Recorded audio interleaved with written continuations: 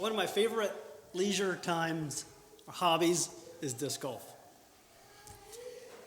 Some of you may remember when the yellow baskets appeared at Jackson Recreational Park, I don't know how many years ago, and at first I was like, what is that?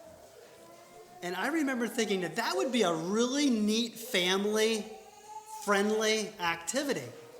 And we're going to try it. So off to Walmart we go, and we got some neat little Frisbees that had puppy paw prints on them, and we went out to Jackson Park and tried to throw our Frisbees. And the Frisbees we got were not really designed for what we were trying to use them for.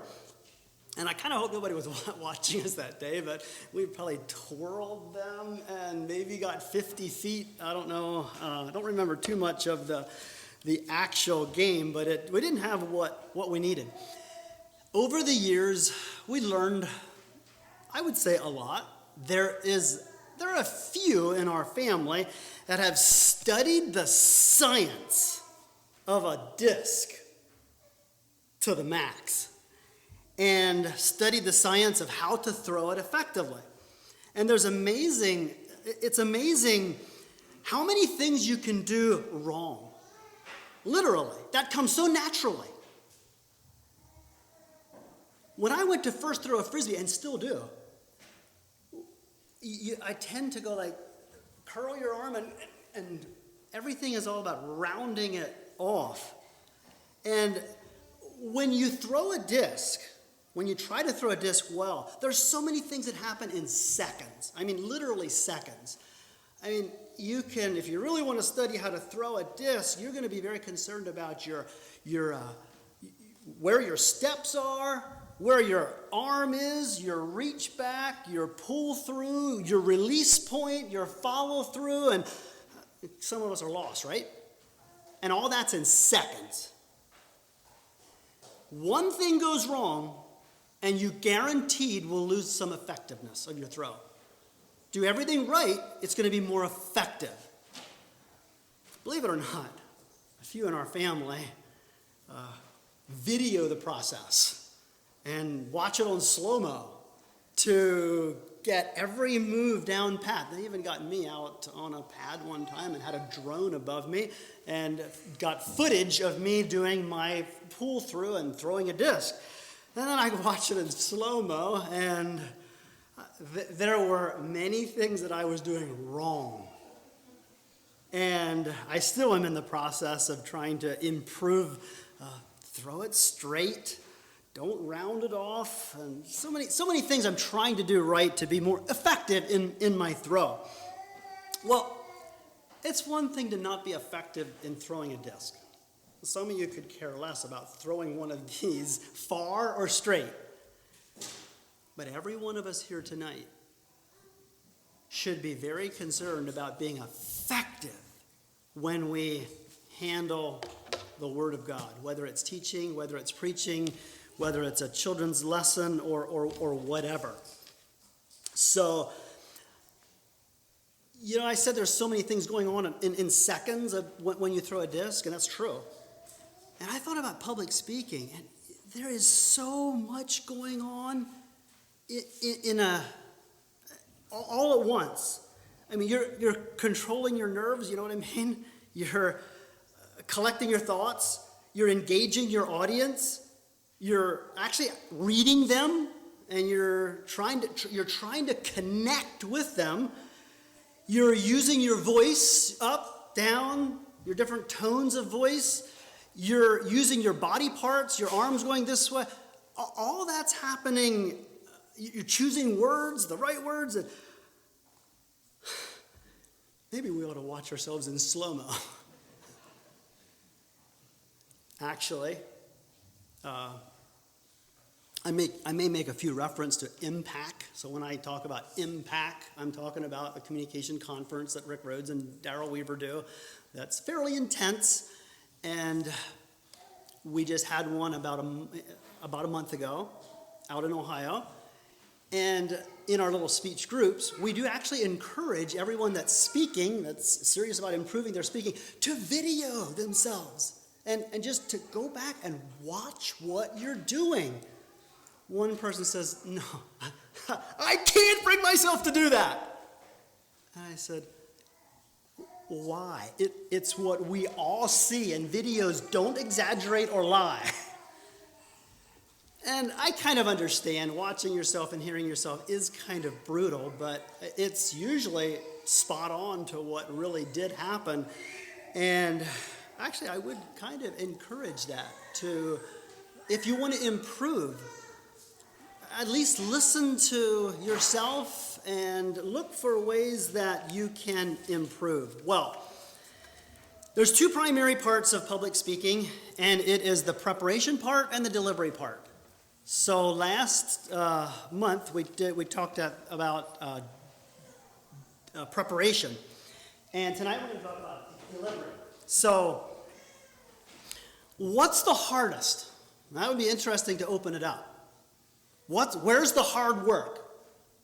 Is it preparation or is it delivery?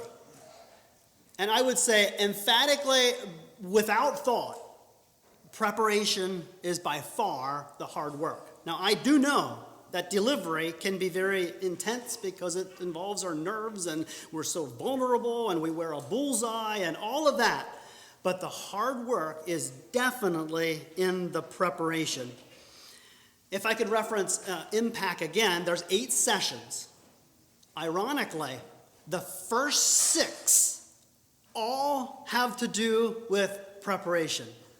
The 7th session, finally, is on points on delivery. So maybe having one on preparation and one on delivery is a little bit lopsided, but I plan to go through several points on delivery. I don't plan to go back to preparation. I will say, I'll just review the points. And the points were simply valuing your teaching, putting value on it. Secondly, having a clear point. And thirdly, a few tips of preparation and putting it on paper. So, like I said, I don't plan to go back and talk about preparation, but I will say that is where the hard work is. That's where you really sweat and you really try to discern what is God saying, what does God want to say, and how can I deliver the point well. And that's hard work. Delivery, can be hard work as well, but I have 10 points tonight on 10 points that I think will help us have an effective delivery. So what I plan to do is go through our 10 points and then open it up because it is impossible to exhaust all the points, things we should do or should not do. So I just chose 10 of them just for an even number, and I'm going to stick with that. I'm going to stick with 10, and then I'm going to hope that maybe we get a few more feedback. And if I would have one main point that overarches all 10, here it is. Avoid distractions. Okay? So we're going to assume or presume that it's prepared well. It's in your heart and it's on paper. So you got it in your heart, you got it on paper, you got your notes. And by the way, your heart is right. That's kind of an assumed thing that we're talking about. It's very hard to prepare and deliver well if our heart's not right. But we're going to assume that we prepared well. We have it in our heart. We have it on paper, and we're just ready to get up to speak. How are we going to get what we have in here and on paper into the minds and hearts of our audience? That's really what communication is all about. Communication is all about transmitting ideas. Here you have an idea, and to get it, it happens all the time in the workplace. Sometimes it's frustrating when you cannot transmit ideas. So you got this in your heart, and now you want to get it into the hearts and minds of your audience. And the main overarching point is just avoid distractions. That, I think, is what is going to be an umbrella to all 10 points. Number 1, here we go. Be yourself. I think that's key. Don't try to imitate someone else. You are uniquely made, and just be yourself. You'll be most effective that way. Being yourself means controlling your nerves. I'm going to say that every one of us is going to struggle with stage fright, nervousness. It's reality. And I don't care how long you speak, you're still going to deal with it. On Sunday mornings, when I preach, I normally wake up before my alarm clock wakes me up. It's just the way it is. And there's a couple smiles. You know exactly what I'm talking about. It's just that nervousness. I don't know what it is. And honestly, the more you do it, the more you can get over some of that. But be yourself, be natural, control your nerves. Everyone gets nervous. A few tips maybe on nervousness. I think we do well to pray about it. If you really struggle with nervousness, just pray, God, I have a message that I want to transmit to the people, and just help me. And I think that there's a huge, it's really, the more I walk with God, the longer I walk with God, the more upset I am at myself. I'm serious. My greatest enemy is myself. Whatever I do, especially in public speaking, one of my greatest and one of your greatest enemies is yourself. Nervousness is all about being concerned about yourself. And when you can honestly get to the point that I really have a burden, I really have something that God wants me to share, and you can get the focus on transmitting that and get rid of yourself. And that's so hard to do. D.L. Moody says, "What the world has yet to see with a man that takes no even sideways glance at self-glory." So anyway, pray about it. Just try to focus on transmitting the message. And I think preparing thoroughly and internalizing it has a lot to do with nervousness as well. When you really get it deep in your heart and you really want to transmit the ideas, I think that is going to be related at least to our nervousness. And every one of us struggles in different ways with nervousness, but the more we can be relaxed, the more your audience will be relaxed. If you're sitting listening to a person that is so worked up, you will immediately, without maybe even knowing it, you're going to get fidgety too. It's just the way it works. You get somebody that's relaxed, you're going to relax. So it's my job and your job to try to, even though everything's happening inside, just relax. The point is be yourself. Your mood will always set the stage. Secondly, I mentioned this in the prior one on preparation. Never apologize. Never. Okay? I hope that's a rule that everybody at Waterworks, Myerstown, Shenandoah, that's a district thing, right? We will never apologize. That should go in our guidelines. We will never, ever apologize in any way, shape, or form. We will never say somebody can do it better than I can. If we want to say that Leon is so much more qualified to do this, then I should have said that when Leon asked me to do it. If you ever apologize when you're asked to do it. Say, no, I'm going to be busy that week. Do your apology one-on-one. Never, ever apologize when you start out teaching or preaching in any way, shape, or form. God didn't call someone else. God called you. You said, yes, I will do it. And you stand up and you're going to give it your best. Unfortunately, when we apologize, we use the very cream of the crop moment to do it. The cream of the crop moment in your speech is the first line or the first minute, maybe. And I, as a coach at Impact, I enjoy helping people work on their speeches. And by the end of the week, they're usually coming to me and says, I know what you're going to ask me. You're going to ask me, what's your first line? I think the first line is so important, or your first presentation of the idea. Sunday school, whenever you speak, your beginning first minute is so important. And the point is never apologize, so I'm not going to go back and tell you how, or in the preparation point, but I just want to emphasize that again in delivery, never, ever, ever apologize. Thirdly, eye contact. As a rule of thumb, 90% of your time talking is just looking right at the people, okay? Just looking, and 10% at your notes. Now, that's kind of hard to do. So for me, I must have a set of notes that is at a glance. I don't know how you do notes, and there's more than one way to do notes, but for me, I have to, my main points are set apart. They're always in blue, and at a glance, I want to know right where and as soon as I say that, I'll be stumbling and fumbling through my notes, but the best you can, prepare your notes that you can use them. They're there for you, but eye contact is so important. This is embarrassing. I remember mimicking a minister as a little boy, me and some of my brothers. And there was one person that I vividly remember. This is how he would look at that corner and talk for a minute. And then he would look at that corner and talk for a minute. And that's basically the entire way through. Now, and I remember another man that was so engaging, and he was looking at you and you couldn't escape. So, eye contact. Scan the entire audience as much as possible. This is kind of humorous. When I was getting involved with Impact, I was critiqued, so I had to go and give a speech, and they were helping me all through everything I was doing. And I vividly remember the person in the back, when it came to eye contact, the person in the back said, "Excellent eye contact."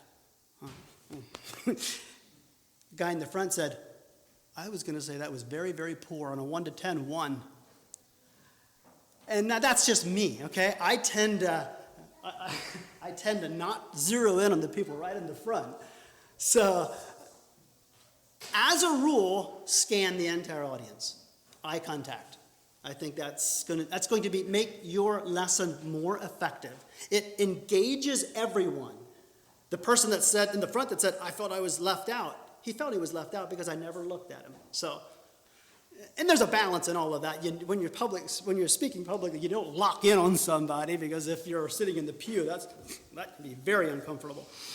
So, scan your entire audience, and it's a two-way street, by the way.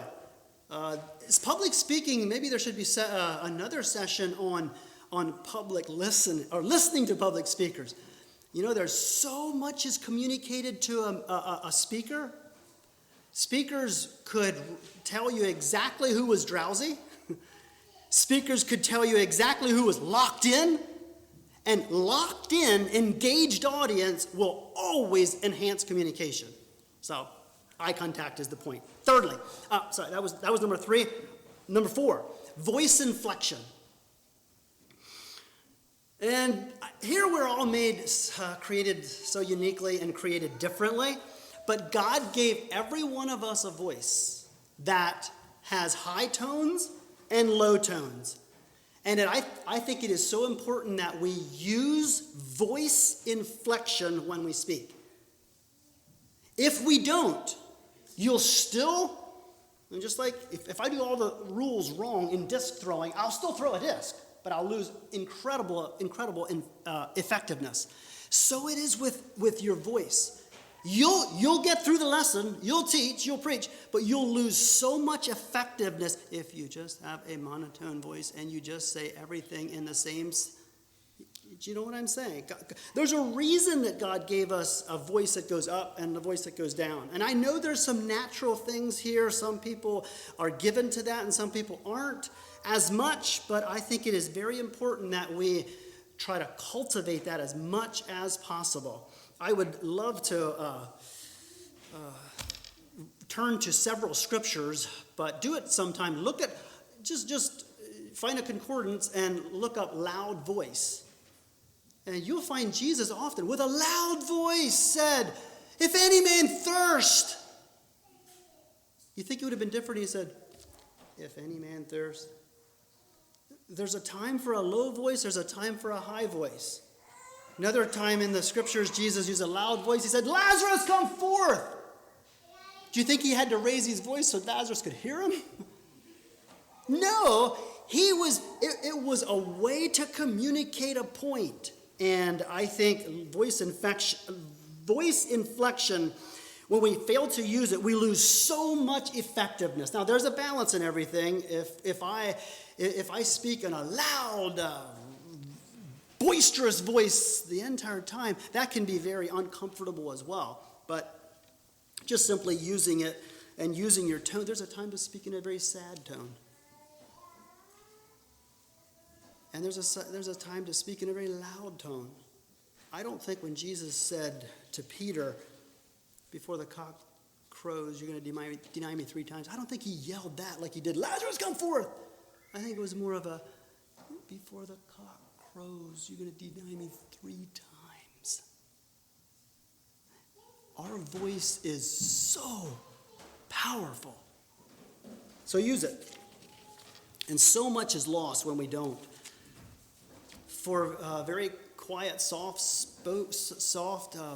spoken persons, I think it takes discipline.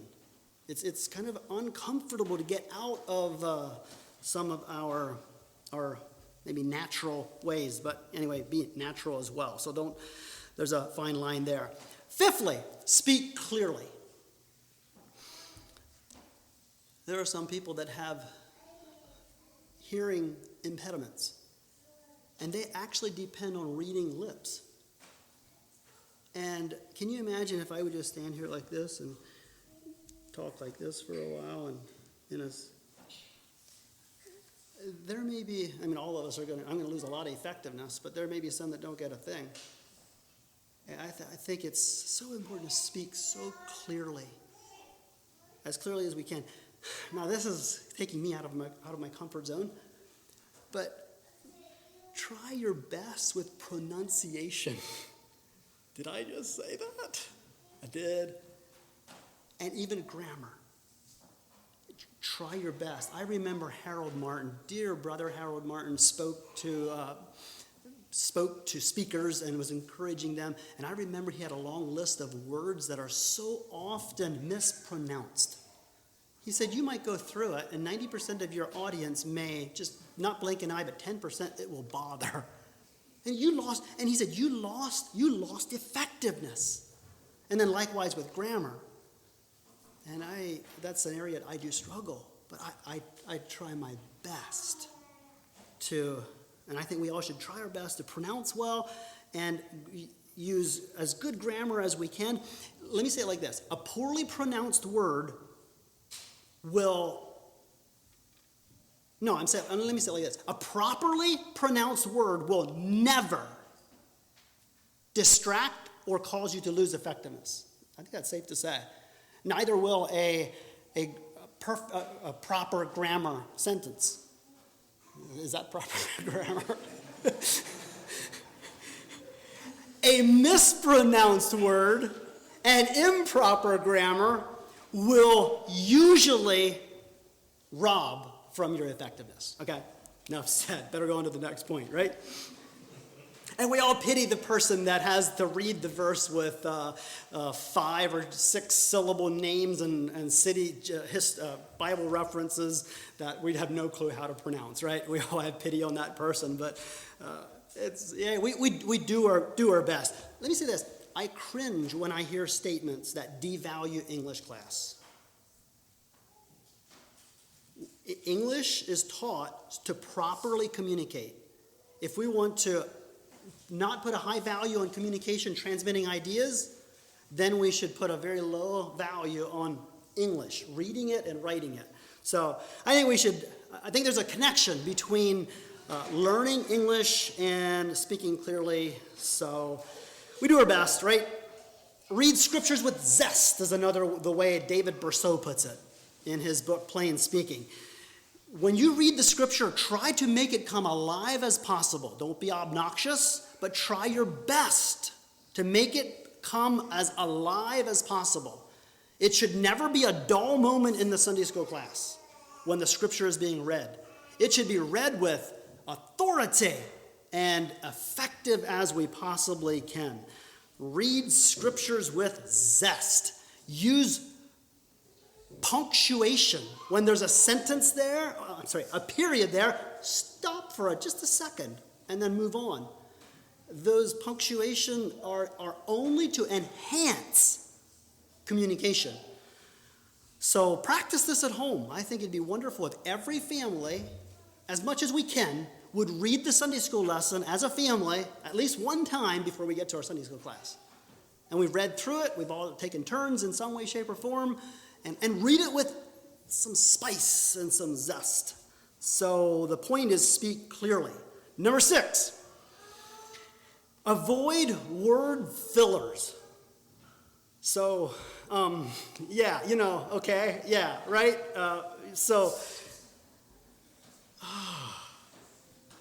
Every single one of us will do it. In speech class, when I taught it at Lebanon Valley School, it was kind of fun. We would actually count others' ums. And it's kind of dangerous, but there are a few times where I've heard people say, I wanted to start counting their ums. It does come so natural, but be it known, it's connected to your nerves. It really is. You're trying to think of the next thing to say, and you're just a bit nervous, and it comes so natural, and it robs from your effectiveness. It is better to stop. In fact, we don't understand the power of pause. That was a long pause. Sometimes you say something and let it sink in. Rather than put an and, okay, so that is precisely the purpose of the word Selah in Psalms. It's an added period, a little longer period. Stop and let it sink in. So in our speaking, sometimes it's just okay to pause. So avoid word fillers as much as we can. Sometimes instead of word filler, we'll simply repeat the sentence. We repeat the sentence. Now there's a place for repetition. There really is a reinforcing a point, but often a repeated phrase is the exact same thing as a word filler. So try to avoid them as much as we can. 1 Peter 2:7. Here's a verse. Listen to this. Honor all men. Love the brotherhood. Fear God. Honor the king. You see the way it was said? 4 sentences in 12-word or so verse. But the purpose is say it in short segments with a slight pause between the 4. Between the 4. So that is avoid word fillers. And trust me, if I would do the brutal work of watching this recording, I could probably count, and maybe you have already counted them. I know what my go-to word filler is. Maybe you figured it out. It's the word so. And sometimes there is time to use the word so, but it's often I use it as a word filler. But we all have them, we all struggle with them. Just consciously try to avoid them because we're losing effectiveness. Number 7, gestures. You can improve or increase effectiveness by using your body. Yes, it's not just your vocal cords that you're using. Your body says so much about and enhances or detracts from what you're saying. I found it interesting that Ezekiel was told in Ezekiel 6, verse 11, smite your hand, stomp your foot. Yeah, check it out. It's exactly what it says. Smite your hand, stomp your foot, and say, alas, the Lord says. Oh, why doesn't it just say, go to the people and say? There is a time where a gesture adds so much, and it actually comes very natural for most of us in some way, shape, or form. Some more, some less. But don't be afraid of using gestures. There are things to avoid. Several things you probably saw me already do tonight. Just, what does this communicate? I'm saying something when I do that. I really am. And you're actually probably noticing it.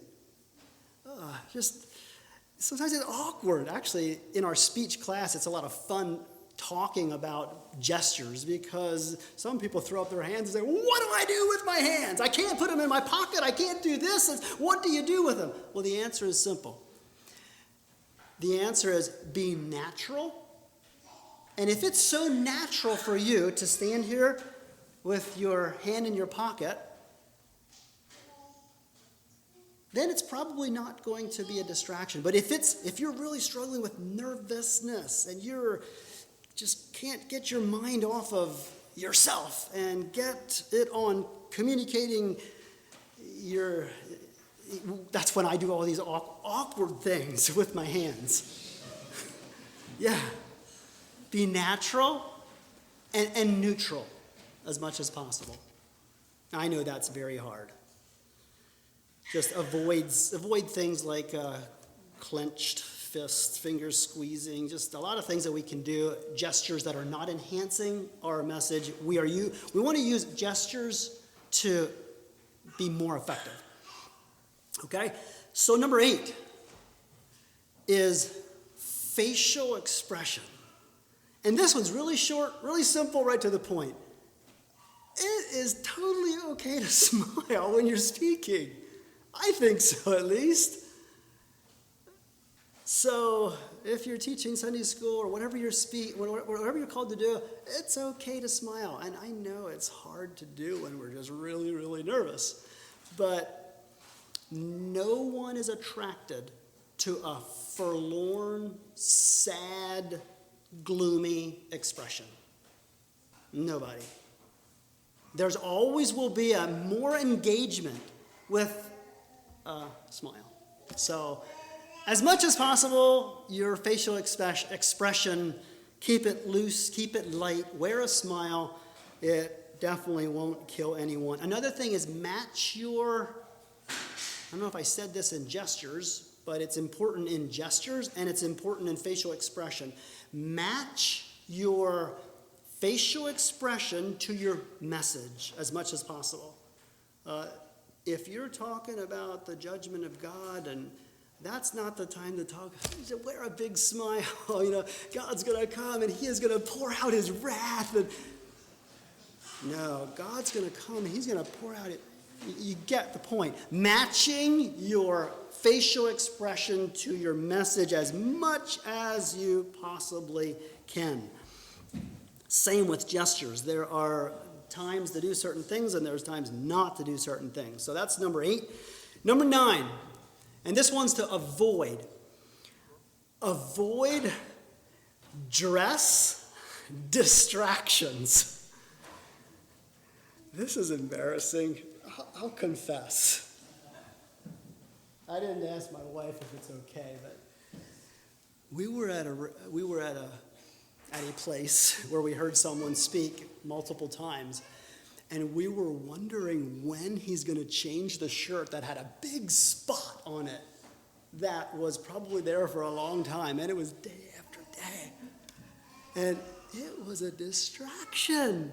Fortunately, it was a very good, interesting speaker that didn't lose effectiveness in other areas, but in that one, he lost some because we were wondering when he's going to change his shirt. I should have looked. I did a full 360 in the mirror. I wonder how honest you're going to be with me now. Did you ever just want to fix something on somebody?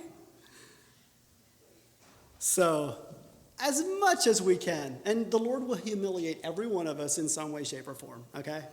In public speaking, we will be humiliated one way or another, or maybe we won't be. We try our best, okay? We shouldn't take things too personal, but we very likely will make a mistake somewhere. But I think it's important that we should do our best to avoid dress distractions. Maybe you watch someone speak and he kept adjusting his clothes somewhere. I'm not going to give you an example, but there are some people that and it's a natural thing. They didn't try. They didn't know but if they would take the brutal work of watching it in slow-mo, They would say, you gotta be kidding. No way. Yeah, videos don't lie. Anyway, I don't want to make this public speaking thing too, I can't reach it. It's just simply tips that we can all reach. At Impact, there's a slogan. It goes like this. When you speak, everyone will critique you. That's just the way it is. You will be critiqued. At Impact, we do it face to face. In other words, I think it is really good for us to be just open and honest. And remember, the goal is to be effective. This is not about trying to get a disc 300, 400, or 500 feet. This is communicating the Word of God, and we should do diligence to be effectiveness. And my last point, number 10, is manage time wisely. Have a plan. For me, I like my half-page notes. To me, notes, big, cumbersome notes can actually be a distraction. So I like my half-page notes, and that's my best time management plan. I know that something like this is going to take me between 5 and there's so many variables when I have to read a lot, but when it's just a bold point and a few thoughts underneath, I know that it's going to be about 5 to 10 minutes per half page. And there are times where and you probably saw this, my wife is the most honest with me in my speaking, and she knows exactly when I'm in trouble. So manage time wisely, and that all goes back to preparation. There's another ditch, and that's too time conscious. So maybe we err on that and just, okay, I'm on track. Yep, I'm on track. And in other words, I know I have about 40 minutes or whatever it is, so I'm going to try my best to manage it wisely and go through it. And you got to be flexible, especially in Sunday school. This really gets hard because sometimes there's a lot of discussion and sometimes there's not. But every teacher usually fosters or does not foster discussion. And a very good taught Sunday school class will have a good lecture content and then opened up with some thought-provocative questions and so on. So it's guided. I remember hearing Cliff Schrock teach at SMEI, and he does very well at teaching. And I just like the way he structures his lesson. It's content. He's driving at a point. And then you come to this, I'm just amazed how discussion just flows. But it's actually planned.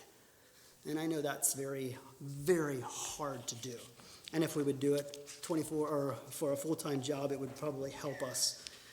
So be time conscious, manage your time wisely, don't be distracting with your time management, and you must be flexible. So I'm going to repeat the 10 points and I'm going to open it up. Number 1, be yourself. Number 2, never apologize. Number 3, eye contact. Use it. Number 4, speak voice inflection. Number 5, speak clearly. Number 6, avoid word fillers. Number 7, use gestures. Number 8, facial expressions, use them. Number 9, avoid dress distractions. And number 10, manage your time. So that's, I think, 10 points that will help us be effective. So I would like to open it up for a minute. Maybe you have a question on a point, but what I really hope that you have is something to add. You could easily add 10 more. I captured I tried to communicate what I thought was 10 that came to forefront of my mind. What are some others? Public speaking, delivery. What are some things that we can do or things we should not do?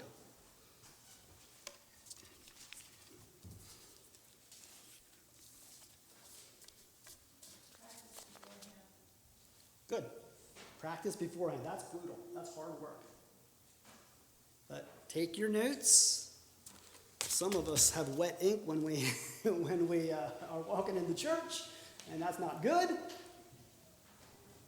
Very good point. Practice beforehand. Run through it. That's the go-to cliche at Impact. When somebody comes back with a well-prepared speech, go practice it one more time.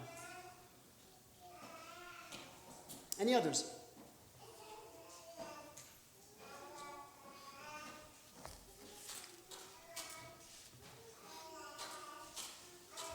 discount the recording. For someone who truly wants to get better, we chuckle at your son's looking at the throw in slow motion. But as a choir conductor, I record my rehearsals and go back and listen to them. Okay, good, very good. Sunday, how do you do it in Sunday school class? So, I was, Record it? yeah. It's easy enough to take a cell phone from the front bench. That's what I was going to say. If I'm teaching or preaching, I don't want to have anything to do with it.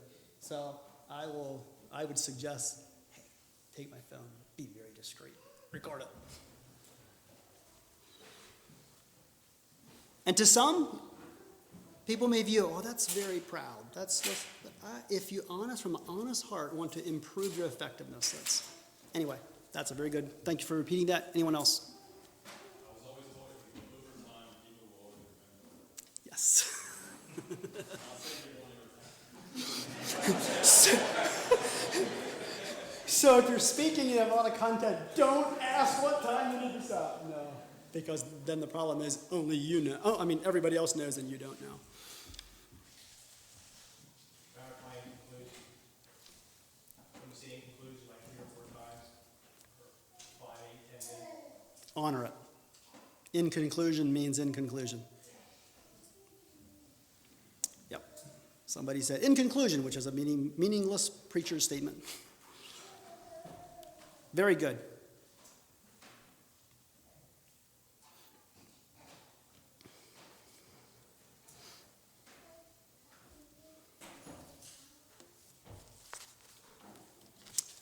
Okay, thank you very much. And I'm going to turn it back to